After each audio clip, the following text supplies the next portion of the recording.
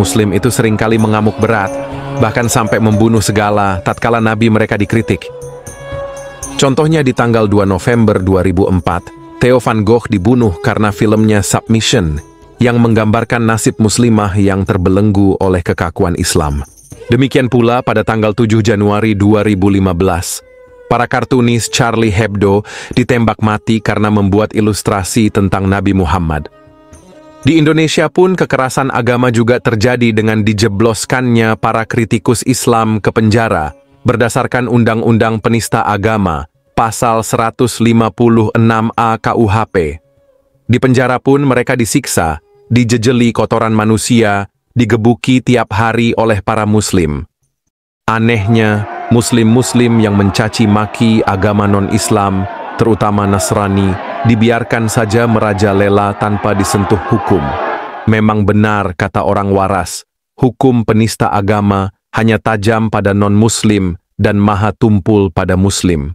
Kecenderungan Muslim untuk melakukan kekerasan Islamiah ini dapat ditelusuri kembali pada contoh tindakan yang dilakukan oleh Nabi Muhammad sendiri, terutama terhadap mereka yang berani mengkritiknya, apalagi jika kritik itu ditulis dalam bentuk puisi. Wah, udah deh, senggol bacok pokoknya. Pada abad ke-7 di Arab, puisi sang... Assalamualaikum warahmatullahi wabarakatuh. Ya, bermunculan lagi ya teman-teman ya, channel-channel pemfitnah Islam, penghujat Islam. Bahkan dia membikinkan ataupun membuat sebuah visualisasi gambaran animasi di mana Nabi Muhammad ini berlaku keji, bahkan melakukan beberapa kali penindasan dan melakukan kekerasan yang bahkan di dalam Islam sendiri, dalam internal Islam sendiri tidak pernah meyakini hal tersebut pernah ada. Nah, lalu bagaimana kemudian kita akan menyikapi di balik hal ini, ataukah ini hanya fitnah belaka? Karena sejujurnya teman-teman gini, andaikan itu benar dan andaikan itu benar-benar terjadi, kita jangan pernah membela sesuatu yang salah. Namun, andaikan itu tidak terjadi, maka kita berdiri di garda terdepan untuk kemudian membela. Nah, bagaimana kemudian dia memfitnah bahwa Nabi Muhammad itu adalah Nabi senggol bacok? Apa Nabi senggol bacok? Dikit salah pemahaman dengan Nabi ditindas, dibantai. Bagaimana cuplikan videonya? Mari kita saksikan. Udah deh, senggol bacok pokoknya. Pada abad ke-7 di Arab, puisi sangat dihargai sebagai alat komunikasi efektif untuk mengungkapkan pesan atau pendapat. Nabi Muhammad tinggal di Mekkah sebelum pindah ke Madinah pada tahun 622 Masehi, di mana ia tinggal selama 10 tahun berikutnya hingga wafat.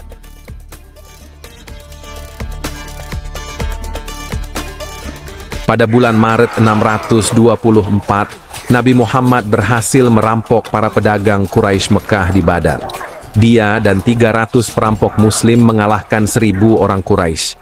Kaum muslimin menganggap kemenangan ini begitu luar biasa, sehingga mereka percaya bahwa ini adalah pertolongan ajaib dari Allah. Nabi Muhammad memperoleh kekuasaan dan harta berlimpah dari perampokan Badar. Hal ini memberinya kepercayaan diri untuk menghabisi beberapa musuhnya yang menulis puisi yang mengkritiknya. Mungkin orang waras bertanya, kok menulis puisi kritik saja harus dibunuh? Masakan Nabi utusan Allah yang katanya maha penyabar penyayang bisa begitu gampang tersinggung? Ya, memang begitulah tabiat Nabi senggol bacok sallallahu alaihi wasallam ini. Korban senggol bacok yang pertama, Al-Nadir ibn Al-Harith. Ya, kita sudah melihat sendiri ya teman-teman, bagaimana visualisasi dalam bentuk fitnahan tersebut divisualkan dan dianimasikan. Di mana dibentuk sebuah animasi daripada Nabi Muhammad, seorang pemuda Arab berjenggot dan memiliki wajah sinis. Paham nggak? Jadi animasinya seakan-akan dibuat emang seorang pemeran protagonis, antagonis, seorang pembenci sinis, bahkan licik ya. Lalu kita dapat berpikir teman-teman, bagaimana kalau kemudian hari ini kita masih biasa aja, mungkin karena kita adalah seseorang yang udah dewasa, yang udah tahu di dalam Islam ya tidak mungkin itu fitnah, kan gitu. Hingga kemudian kalau seandainya ternyata yang melihat itu adalah anak-anak kita, yang melihat adalah cucu-cucu kita, dengan visualisasi yang seperti demikian. Karena yang paling merusak untuk zaman sekarang itulah visualisasi. Ya, karena visualisasi itu dapat mewujudkan imajinasi apapun. Ya, orang baik pun bisa diimajinasikan untuk menjadi orang buruk dalam ranah apa? Animasi, dalam ranah apa? Visualisasi. Contoh, andaikan saya adalah seseorang daman, saya datang ketemu dengan seorang pengemis, Anda orang baik ya, kita biasa aja tanpa musik, berarti saya itu adalah orang yang menghargai si pengemis tersebut. Tapi kalau itu di zoom ke muka saya, setelah di zoom diisikan musik yang kayak petir gitu, misalnya petir dan digelapin, gedebam, Anda orang baik ya, gedebam. Seakan-akan apa? Saya itu sedang memarahi dia, jangan sok baik kamu. Itulah visualisasi. Jadi hati-hati.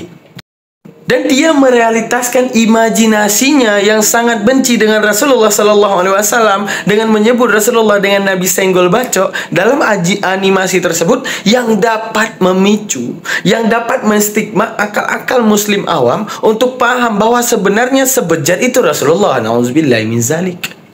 Bagaimana kalau kemudian kita berbalik ketika di dalam perjanjian lama di kitab mereka itu tentang penumpasan Bani Amalek. Bagaimana kemudian firman Tuhan langsung, bukan omongan orang, firman Tuhan langsung. Bunyi ayatnya begini firmannya, datang dan tumpaslah Bani Amalek, jangan engkau sisakan apapun daripada mereka. Bunuhlah, hancurkanlah ya, anak-anak daripada mereka, ibu-ibu yang sedang menyusui anak-anak tersebut, binatang-binatang ternak mereka, mau yang masih binatang masih single ataupun yang sudah beranak, bunuh semuanya, ratakan suku Amalek. Kalau kita visualisasikan dengan satu animasi, Yesus berdiri dan memerintahkan gitu, ya kan? Terus di semua digorokkan lehernya. Kalian boleh buka tuh di website, tulis aja di Google penumpasan suku Amalek ayat, keluar itu ayatnya. Ayat bagaimana dibantai habis-habisan suku Amalek. Kalau kita buat visualisasi, bahkan lebih keji. Tapi sayangnya, mohon maaf ya, polemikus Kristen, otak orang Islam tidak sekeji kalian. Memfitnah sesuai imajinasi kalian, mewujudkan secara imajinasi kalian untuk memfitnah yang kalian tidak mau tahu bagaimana tentang Rasulullah. Yang kalian tahu, aku benci Rasulullah. Kami tidak benci Yesus. Bahkan di dalam ajaran kami untuk memuliakan sesosok daripada anaknya Maryam, yaitu Nabi Isa alaihissalam. Jadi kami tidak berhak membenci dong. Tapi fitnahannya di awal, di mana dia memfitnah di awal bahwa orang-orang tawanan daripada Kristen ataupun orang-orang penindak penistaan agama dihajar oleh muslim-muslim dalam penjara, bahkan dikasih tai ini tuh. Wow, nauzubillah wa masya Allah, tidak pernah itu terjadi. Tidak ada data yang dia tampilkan. Seakan-akan itu pernah terjadi, dan kalau kita ingin menilai, ini justru adalah murni fitnah daripada dia. Sekarang kita bisa melihat daripada tawanan Palestina dan tawanan Israel. Ketika penukaran tawanan daripada Palestina dan Israel, tidak ada satu helai rambut pun daripada orang Israel yang berguguran. Tapi ketika dikembalikannya tawanan daripada Palestina, ada yang bibirnya udah gini, ada yang gini, entah gini, entah gimana. Udah dihajar habis-habisan oleh mereka. Tapi tawanan daripada Palestina tidak diapa-apakan. Bahkan mereka dalam kesaksian sendiri menceritakan bagaimana Hamas dalam menawan mereka. Tidak ada setitik pun kekerasan. Bahkan apa yang Hamas makan, itu yang mereka makan. Tidak ada porsi yang dikurangi, tidak ada makanan yang diracuni ataupun tidak ada yang namanya suplai makanan itu yang tidak pantas dan tidak layak untuk mereka. Apa yang Hamas makan, itu yang mereka makan. Kita bisa meneliti bahwa sebenarnya ini hanya fitnahan terhadap Islam karena Islamophobia, karena kebencian mereka terhadap Islam. Tapi yang Islam tidak pernah, apa yang dia sebutkan satu pun tidak pernah terjadi di dalam keislaman. Begitu juga di dalam visualisasi yang dia hadirkan tentang perang Badar tadi, kita bisa menilai ya teman-teman, gini.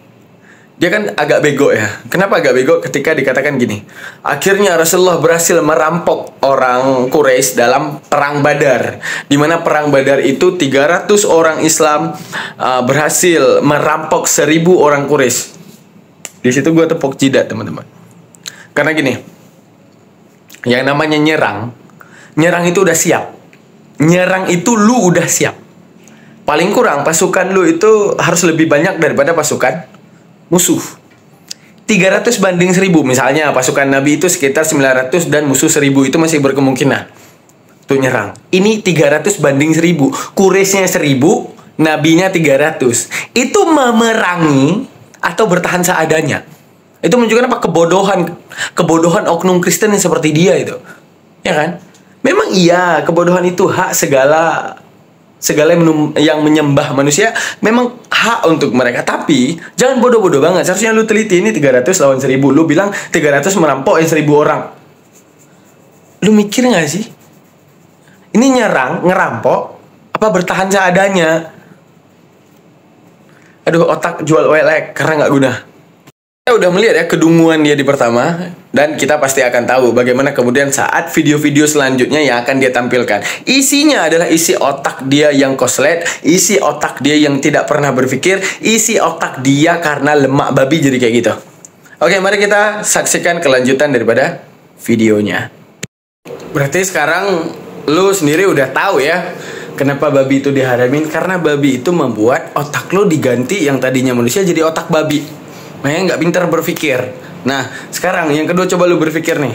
Lu misalnya, lu lagi pengen tawuran tuh, ya kan? Gua pengen nyerang orang di Gang Slamet, ya misalnya. Lu cuma punya 20 anggota lu. Di Gang Slamet, yang premannya itu ada 120 orang misalnya. Maksudnya lu nyerang. Kita rampok mereka gitu maksudnya. Gua ajar deh gitu ya. Nggak sampai segila itu, bro. Nggak sampai segila itu. Jangan terlalu babi banget lah otaknya. Gitu. Karena ibaratnya kalau kita berpikir gitu kan, nggak mungkin lu mau nyerang karena atau lu gini, lu ngomong sama teman, gua punya job nih, apa? Kita ngebegal yuk. Siapa kita begal? Tuh orang kampung Slamet lagi apa misalnya? Lagi arak-arakan. Ada berapa orang? Lagi arak-arakan. Lagi jalan di jalan ini. Di jalan apa misalnya, gang apa? Gang itu buntu. Terus ada berapa orang? Yang ada di situ sekitar 120 orang. Terus pasukan kita ada berapa? Udah, kita aja 20 orang. Kita rampok mereka. Mereka tuh baru siap panen. Ada. Lo nampak ya teman-teman ya? Dia mau fitnah Nabi Muhammad, tapi gimana cara komentarnya itu gimana, teman-teman? Teman-teman, gimana cara kita komentar nih? Nabi Muhammad difitnah ingin merampok dalam perang Badar. Jumlah umat pasukan Nabi Muhammad 300 orang dan Quraisynya 1000 orang. Baratnya lu ingin ngerampok warga desa. Warga desa ada 120 orang. Teman-teman lu cuma ada 20 orang. Ngerampok tuh lu, mau ngerampok. Dimana kalau dalam hal ngerampok mungkin warga desa nggak bawa senjata, lu bawa senjata. Ini konteksnya perang Badar. 1000 orang bawa senjata semua, ngerampok. Aduh, udah mending gini-gini. Lu kan besok begitu lu makan babi, lu belah otaknya yang di babi lu ganti sama lu, biar babinya mungkin lebih bisa berpikir babi daripada lu, sumpah.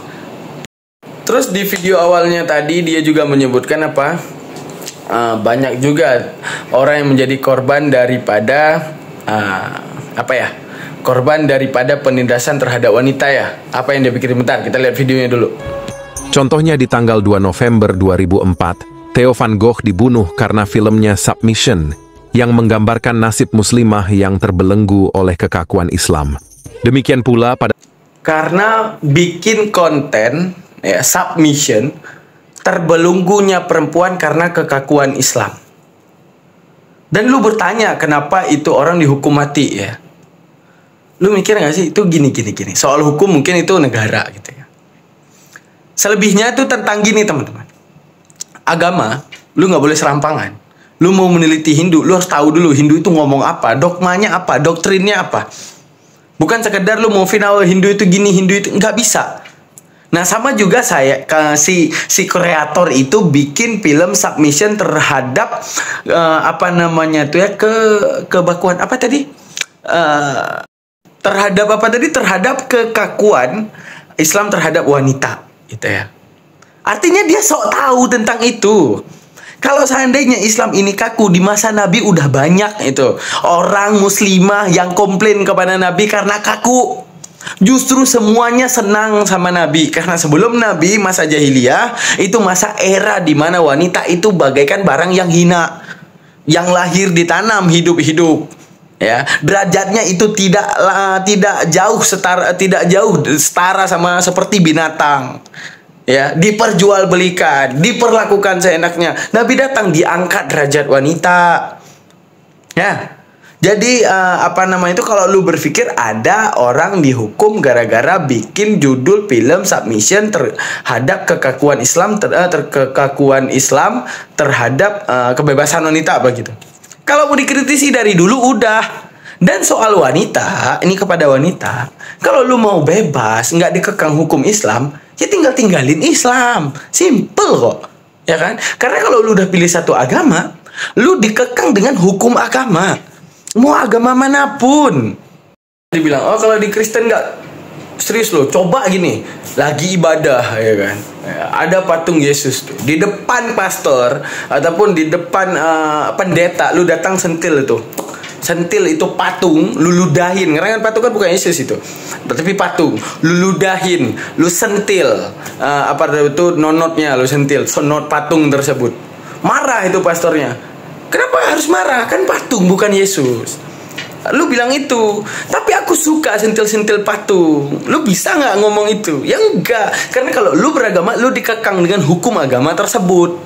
Ya. Kalau lu mau bebas, ya tinggalin agama tersebut. Itu kekakuan mana? Ada nggak yang Islam itu lu harus Islam, setiap cewek itu harus Islam, yang nggak Islam pokoknya harus Islam.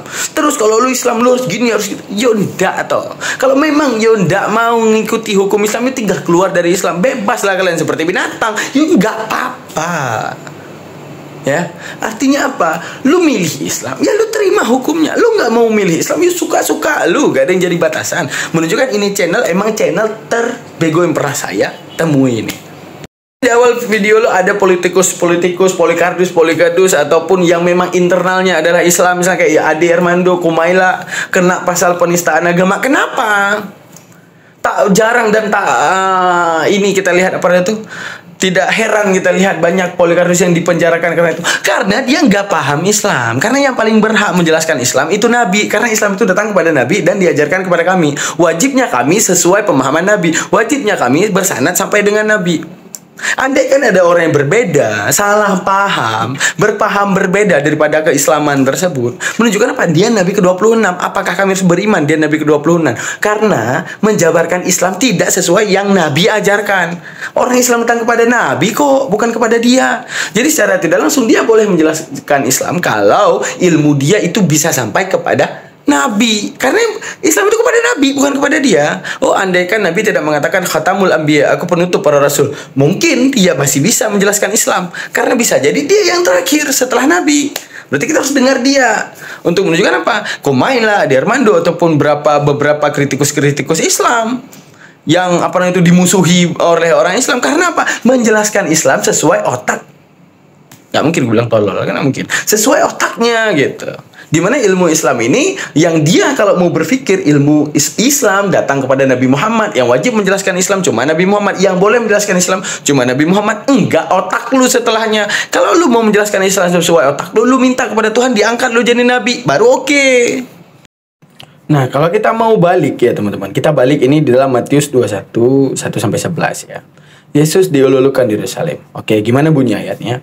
Ketika Yesus dan murid-muridnya telah dekat Yerusalem dan tiba di Betfage yang terletak di Bukit Zaitun, Yesus menyuruh 2 orang muridnya dengan pesan, "Pergilah ke kampung yang di depanmu itu, dan di situ kamu akan segera menemukan seekor keledai betina, tertambat dan anaknya ada di dekatnya. Lepaskanlah keledai itu dan bawalah keduanya kepadaku." Dua-duanya tuh. "Dan jikalau ada orang menegur kamu, katakanlah Tuhan memerlukannya. Ia akan segera mengembalikannya." Hal itu terjadi supaya genaplah firman yang disampaikan oleh Nabi. "Katakanlah kepada putri Sion, lihat, rajamu datang kepadamu. Ia lemah lembut dan mengendarai seekor keledai beban yang muda." Nah, andaikan ingin dibuat visualisasinya, berarti ada Yesus nih lagi jalan, ada seorang pemuda ya berjenggot dan rambutnya gondrong bersama 2 orang. Setelah itu pemuda itu datang. Nih kalau kita ingin buat animasinya nih, kalau kami Muslim mau nih, Bukan kurang editor-editor muslim. Saya adalah seorang editor. Udah, bukan kurang orang yang paham buat-buat animasi, ya. Tapi kami cuma nggak mau buang-buang waktu hanya demi pembenaran untuk memfitnah. Seorang pemuda kita gambarin kan, gondrong, rambut brewokan, ya kan.